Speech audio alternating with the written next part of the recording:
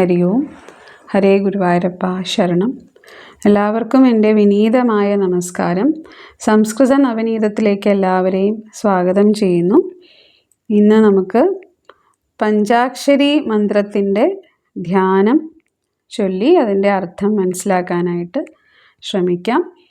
പഞ്ചാക്ഷരി മന്ത്രം എല്ലാവർക്കും അറിയുന്നതാണ്. നമഃശിവായ എന്ന പഞ്ചാക്ഷരി മന്ത്രം, അതിൻ്റെ ധ്യാനം ആണെന്ന് ചൊല്ലിയിട്ട് അതിൻ്റെ അർത്ഥം മനസ്സിലാക്കാൻ ശ്രമിക്കുന്നത്. അപ്പോൾ ആദ്യമായിട്ട് ആ പഞ്ചാക്ഷരി ധ്യാനം ചൊല്ലാം.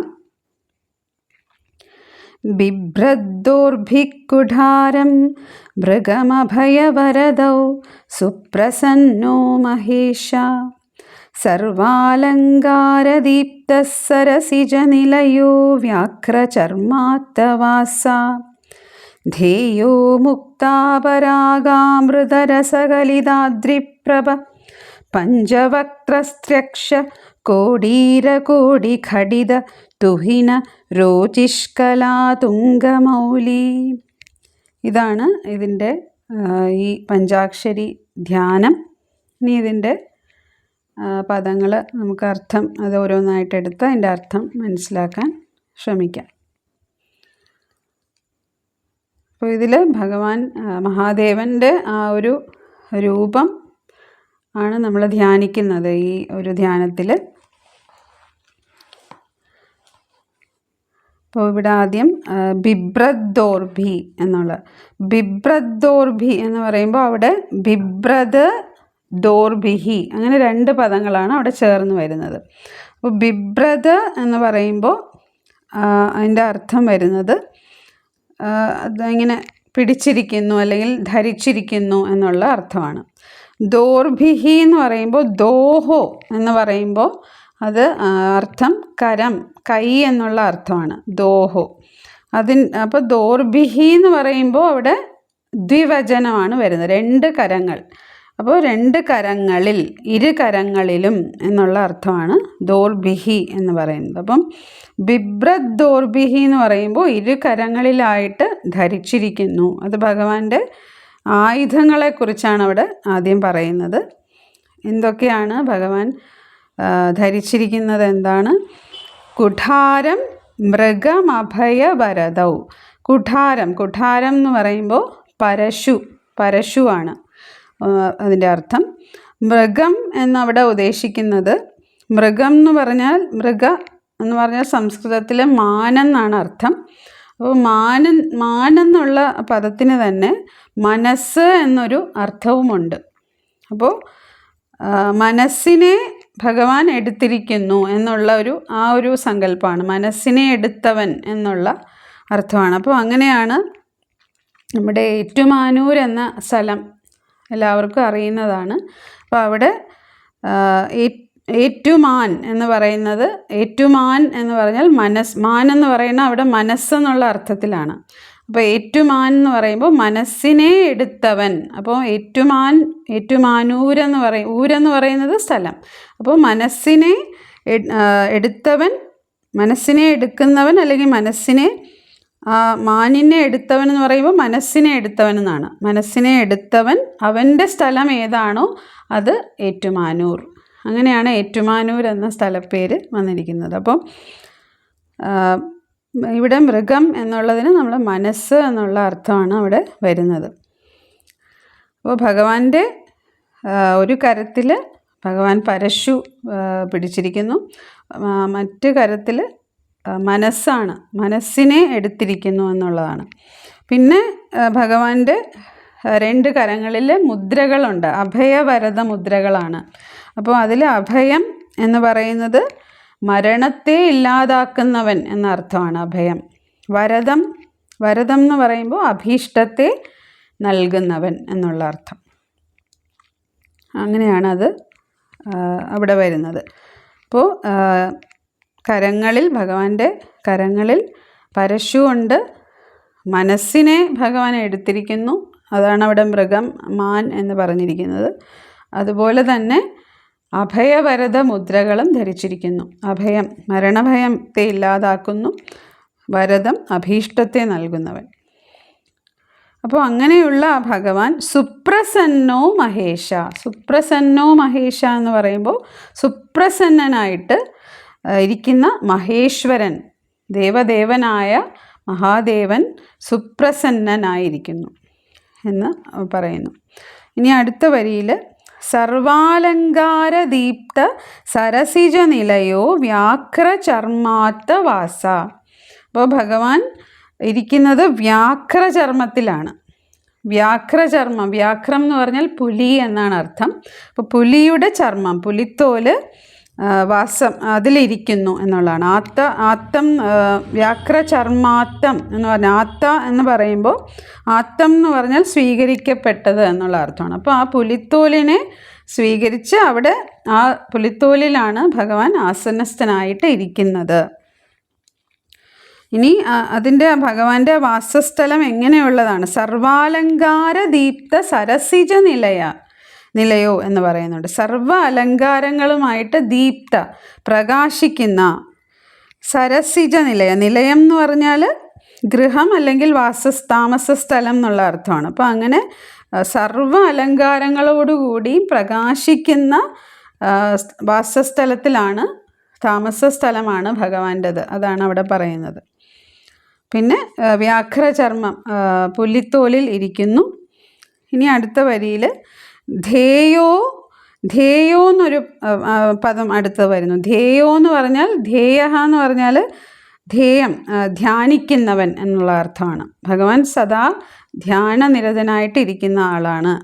അപ്പോൾ ധേയം ധ്യാനിക്കുക എന്നുള്ളതാണ്. ധ്യാനിക്കുന്നവൻ, ധേയ. ഇനി അടുത്തതിൽ ധേയോ മുക്താപരാഗാമൃതരസ കലിതാദ്രിപ്രഭ എന്നാണ്. അപ്പോൾ അവിടെ നമ്മൾ അർത്ഥം എടുക്കുമ്പോൾ മുക്ത എന്ന് പറഞ്ഞാൽ മുത്ത് വെളുത്ത മുത്തിനെയാണ് മുക്ത എന്ന് പറയുന്നത്. ഇനി അതിൻ്റെ പരാഗ എന്ന് പറഞ്ഞാൽ ആ വെളുത്ത മുത്തിൻ്റെ പൊടി, പരാഗ എന്ന് പറഞ്ഞാൽ പൊടി.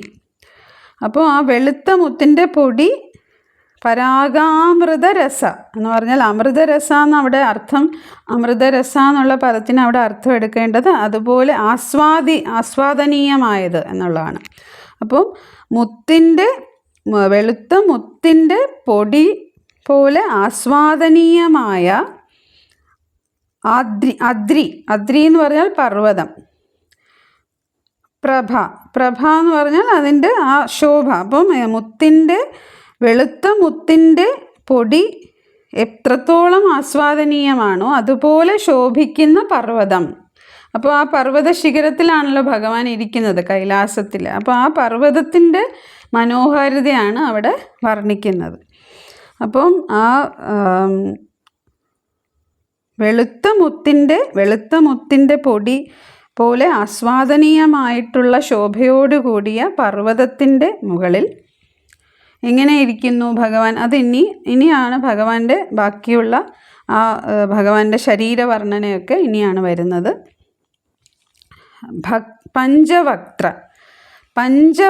വക്ത്രം എന്ന് പറഞ്ഞാൽ മുഖം എന്നാണ് അർത്ഥം. പഞ്ചം 5. അപ്പോൾ ഭഗവാന് 5 മുഖങ്ങളാണ് ഉള്ളത്. ഏതൊക്കെയാണ് ഭഗവാന്റെ 5 മുഖങ്ങളെന്ന് പറയാം. സദ്യോജാതം, വാമദേവം, അഘോരം, തത്പുരുഷം, ഈശാനം. അപ്പോൾ ഇങ്ങനെയാണ് ഭഗവാന്റെ 5 മുഖങ്ങളെ പറയുന്നത്. അപ്പോൾ ഇങ്ങനെയുള്ള സദ്യോജാത, വാമദേവ, അഘോര, തത്പുരുഷ, ഈശാന എന്നീ 5 മുഖങ്ങളോടുകൂടി ത്രക്ഷ എന്ന് പറയുക. അടുത്ത പഞ്ചവക്ത്രസ്ത്രക്ഷ എന്ന് പറയുന്നുണ്ട്. അതിൽ ത്രക്ഷ എന്ന് പറയുന്നത് ഭഗവാന്റെ നാമമാണ്. ത്രക്ഷ എന്ന് പറഞ്ഞാൽ 3 കണ്ണുള്ളവൻ. ഇപ്പോൾ ത്രയംബകൻ എന്ന് പറയുന്നത് പോലെ തന്നെ ത്രക്ഷ എന്ന് പറയുന്നതിൻ്റെ അർത്ഥവും 3 കണ്ണുള്ളവൻ. അപ്പം ഭഗവാന് 5 മുഖമുണ്ട്, 3 കണ്ണുകളുണ്ട്. ഇനി പറയുന്നു കോടി ഘടിത തുഹിന രോചിഷ്കലാ തുംഗമൗലി. ഇനി ഭഗവാന്റെ ജടാമകുടത്തെക്കുറിച്ചാണ് അടുത്തതായിട്ട് പറയുന്നത്. കോടീരം എന്ന് പറഞ്ഞാൽ ജഡ എന്നുള്ള അർത്ഥമാണ്. കോടി എന്ന് പറഞ്ഞാൽ ചന്ദ്രകലയുടെ, ഭഗവാന്റെ ശിരസിൽ ജഡയിൽ ചന്ദ്രകലയുണ്ടല്ലോ. അപ്പോൾ ആ ചന്ദ്രകലയുടെ കൂർത്ത ഭാഗത്തിനാണ് ഈ കോടി എന്ന് പറഞ്ഞിരിക്കുന്നത്. അപ്പോൾ കോടീര കോടി ഘടിത എന്ന് പറയുമ്പോൾ ചന്ദ്രക്കലയുടെ കൂർത്ത ഭാഗം കൊണ്ട് യോജിപ്പിക്കപ്പെട്ട എന്നുള്ള അർത്ഥമാണ്. യോജിപ്പിക്കപ്പെട്ട ജഡയിൽ അത് യോജിപ്പിച്ച് വെച്ചിരിക്കുന്നു. അതുകൊണ്ട് യോജിപ്പിച്ച് വെച്ചിരിക്കുന്ന ജഡ. തുഹിനം എന്ന് പറഞ്ഞാൽ മഞ്ഞ്, നല്ല മഞ്ഞ്. രോചിഷ്കല, തുഹിനം മഞ്ഞിൻ്റെ നിറമുള്ള ശരീരം, മഞ്ഞ് പോലെ വെളുത്ത ശരീരത്തോടു കൂടിയ ഭഗവാനാണ്. അത് മഞ്ഞുപോലെ രോചിഷ് എന്ന് പറഞ്ഞാൽ അർത്ഥം ശോഭിക്കുന്നവൻ എന്നാണ്. അപ്പം മഞ്ഞുപോലെ വെളുത്ത ശരീരത്തോട് ശോഭിക്കുന്ന ഭഗവാൻ എന്നുള്ള അർത്ഥം. രോചിഷ്കല തുംഗമൗലി. തുംഗമൗലി എന്ന് പറഞ്ഞാൽ എന്ന് പറഞ്ഞാൽ ഉയർന്നത് എന്നർത്ഥം. അപ്പോൾ ഉയർന്ന മൗലി എന്ന് പറഞ്ഞാൽ മകുടം, കിരീടം. അപ്പം ഭഗവാന്റെ മകുടം എന്ന് പറയുന്നത് ജഡയാണ്. അപ്പോൾ ആ ജഡ എങ്ങനെയാണെന്ന് പറഞ്ഞു. ജഡയിൽ ചന്ദ്രക്കലയുടെ കൂർത്ത ഭാഗം കൊണ്ട് യോജിപ്പിക്കപ്പെട്ട ജഡയാണ് ഭഗവാന്റേത്. മഞ്ഞുപോലെ വെളുത്ത നിറമുള്ള ശരീരത്തോടു കൂടിയ ഭഗവാൻ. അപ്പോൾ ഇങ്ങനെയാണ് ഭഗവാനെ അവിടെ ധ്യാനിക്കേണ്ട ആ രൂപമാണ് ഈ ധ്യാനത്തിൽ മുഴുവനും പറയുന്നത്, വർണ്ണിക്കുന്നത്. ഭഗവാന്റെ ആ രൂപം നമ്മൾ ആ പഞ്ചാക്ഷരം ചൊല്ലുന്ന സമയത്ത് ഈ ഒരു രൂപത്തിലാണ് ഭഗവാനെ ധ്യാനിക്കേണ്ടത്. അതുകൊണ്ടാണ് ഇതിനെ പഞ്ചാക്ഷരി ധ്യാനം എന്ന് പറയുന്നത്. അപ്പോൾ ഒന്നുകൂടെ ഇതിൻ്റെ അർത്ഥം മുഴുവനായിട്ടൊന്ന് പറയാൻ ശ്രമിക്കാം. ഈ ഒരു ധ്യാനത്തിൻ്റെ ദേവദേവനായിട്ടുള്ള മഹേശ്വരനായ ഭഗവാൻ തൻ്റെ കരങ്ങളിൽ പരശുവും അതുപോലെ തന്നെ മാനും, അതായത് മനസ്സിനെയും എടുത്തിരിക്കുന്നു. അതുപോലെ അഭയവരദ മുദ്രകൾ, അഭയം മരണത്തെ ഇല്ലാതാക്കുന്നു, വരദം അഭീഷ്ടത്തെ നൽകുന്നു. അപ്പോൾ അങ്ങനെയുള്ള അഭയവരദ മുദ്രകൾ കരങ്ങളിൽ ഭഗവാൻ ധരിച്ചിരിക്കുന്നു. അങ്ങനെയുള്ള ഭഗവാൻ പ്രസന്നനായിരിക്കുന്നു. ദേവദേവനായിട്ടുള്ള മഹാദേവൻ പ്രസന്നനായിട്ടിരിക്കുന്നു. എങ്ങനെ ഇരിക്കുന്നു? ധ്യാനത്തിലാണ് ഇരിക്കുന്നത്. സർവ അലങ്കാരങ്ങളും കൊണ്ട് പ്രകാശിക്കുന്ന ഭഗവാൻ പുലിത്തോലിലാണ് ആസന്നസ്ഥനായിട്ടിരിക്കുന്നു.